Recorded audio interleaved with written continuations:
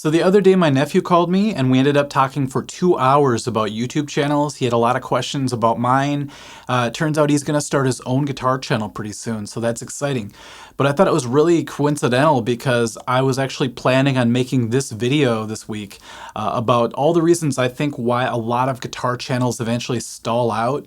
You know, only a handful of them actually become successful while a lot of other ones just kind of disappear. And over the years, I've noticed trends on why that is. I've had friends and acquaintances tell me that they're going to start their channels, and then I kind of sit back and watch what happens. And I learned a lot by watching that, and I wanted to pass that on to you guys just in case you're thinking of starting your own channel, or if you already have a channel and you feel like it's just kind of sitting there, it's not really doing much, and you want to grow it a little bit.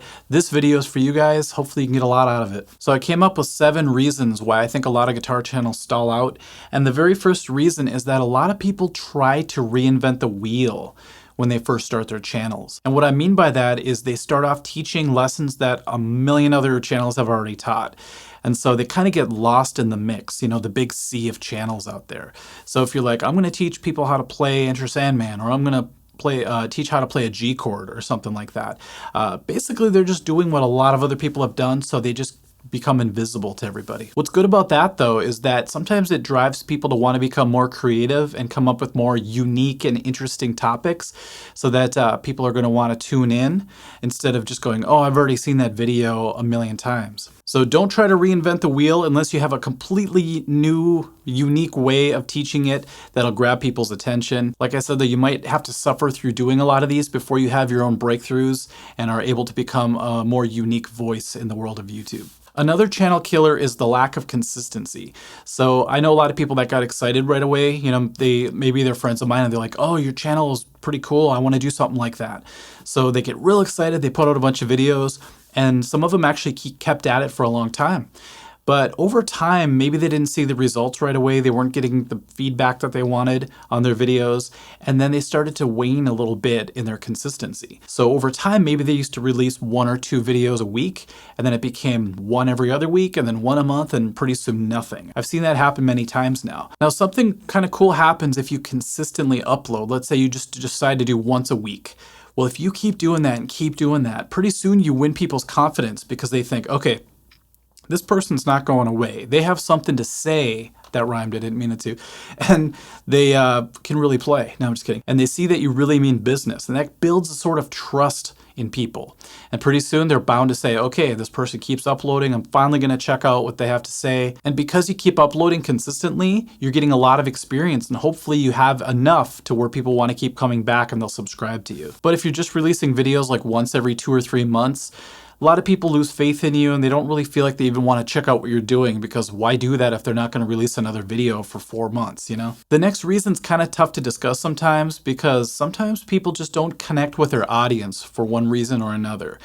Sometimes it's personality based, and I can't really help people when it comes to that. If they come to me and say, Mike, how come you don't think I'm getting a lot of views?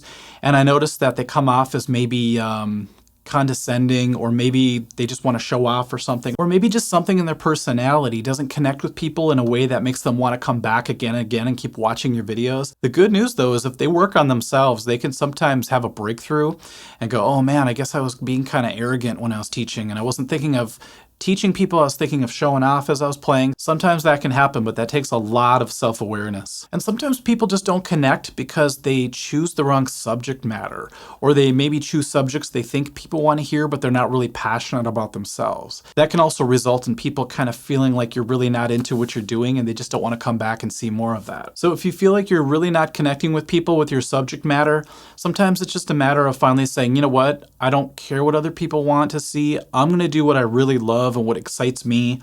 And usually that becomes contagious and people want to be a part of that. They want to watch you talk about something you're excited about. So that could be a way to cure that. All right, this next reason is actually something I still deal with every day because I moderate my own comments, and that's dealing with criticism. And when I started to upload in the beginning, I was getting a lot of flack from people, you know, and telling me either, you know, you suck, give it up, you'll never make it as a channel or whatever. And I remember being so affected by it because I had no confidence yet because I didn't have very many subscribers. So I thought maybe they're right. Maybe I'm doing the wrong thing. Maybe I'm just not cut out to do YouTube videos. Maybe I should just stick to private teaching, you know? But then as the numbers grew over a long period of time, my confidence started to grow as well. And then I remember I started to be able to differentiate between just negative, evil comments where people just want to make you feel bad, they want to attack you, versus people that are actually trying to give you some constructive criticism. And that can be very valuable. That's actually what led to my first big video, was listening to some of the more constructive criticisms that people were giving me. But if you aren't able to ride it out as long as I did and develop that ability to handle those kind of comments, it can be really tough on people. You know, sometimes people go through the whole day and all they could do is think about the nasty comments they got. And it takes a lot of mental energy out of people and they just want to give up. So that could definitely be a channel killer if you don't develop a thick skin and the ability to handle the comment section. When I first started out, I think I had a Sony Handycam that took a Hi8 tape. So my production values were really low. I even used my old school phone one time for a lesson. And I really had to go through all the stages of reinvesting in my gear and trying to upgrade it over the years. That rhymed as well. Maybe I'm supposed to be a rapper, I don't know. The thing I see with channels that struggle is usually they don't upgrade their gear over time. So, you know, a lot of people might say, well, I don't have the money to do that. But here's the best part. You can get so much out of inexpensive gear these days. If you have a phone, you should be able to get halfway decent video. Now, getting sound and video to be at a high level and sync together and all that stuff can be kind of tough. But I've seen a lot of great YouTube videos where someone just uses their phone. So you're lucky if you're starting today versus when I started, because things were at such a low level of quality that it was tough to not distract people from your lesson. So today I really want the quality of my videos to truly represent my teachings and what I want to convey to my audience. But back then, the quality of my videos were actually distracting people from my message. So that was a bummer. But like I said, even if you have mediocre gear today, if you're willing to learn about it and optimize it, you should be able to get some pretty decent videos. And then when your subscriber count starts going up and you can monetize your videos and you start making money, it's a good idea to reinvest it in your gear. And then you can see that quality going up and up and up. And then you reach a point where you're good for a while. So the idea of reinvesting in your gear is huge. What I love about a lot of the top YouTube channels is you could tell that they have a wealth of knowledge behind what they're teaching or what they're showing you. So for example, like Rick Beato, he's got decades and decades of experiences that he could tap from when he's making his videos. And you could tell it's like there's always new ideas. There's a fresh take on something. There's different avenues to explore.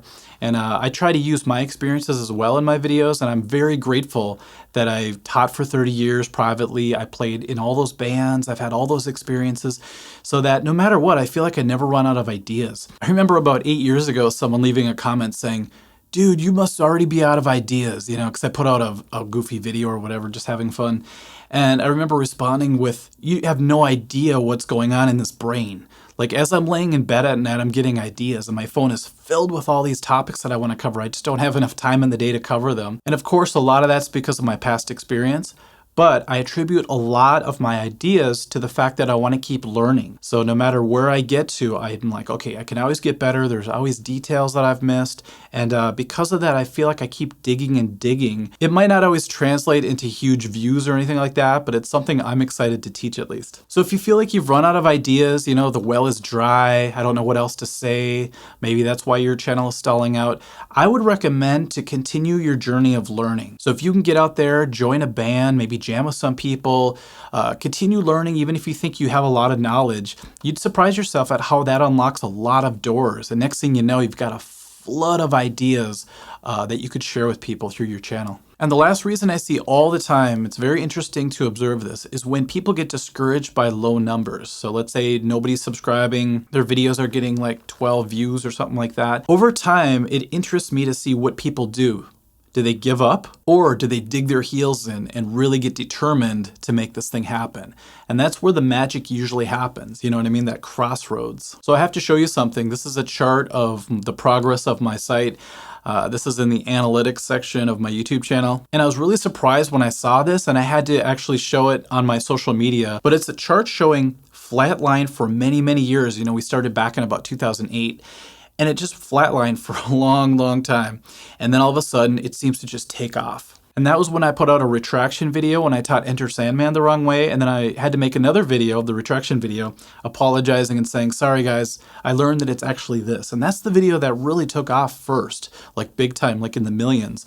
And the surprising thing was, people didn't just watch that video. They subscribed and they watched my other videos that were always there even through the flatlining years. And so it's kind of this crazy snowball effect that happened. Now, if I would have given up in the middle of, let's say, the flatline years, that would have been it. I would have just been like, oh, that was a fun thing to try. You know, what do I do next? So yeah, I've seen a lot of people who got discouraged because they just weren't getting the numbers for the first like 12 videos or whatever, and they just give up. And maybe that's the way it was supposed to go down, because, you know, if you don't have what it takes to pull through the tough years, maybe it's like life isn't going to give you the reward at the end, or whatever you want to call it. So hopefully looking at that chart can inspire you if you feel like it's taking a while for people to notice you, because like I said, it took me years and years and years. All right, everyone, I hope that helps anyone who's thinking of starting a channel, or like I said, if you already have a channel and it's just not going anywhere. And I hope it helps my nephew, of course. And let me know in the comments if you have any questions or other ideas that maybe I forgot to talk about, and I'll try to address them, all right? All right, everyone, thanks for watching. We'll catch you at the next video. Thanks, bye.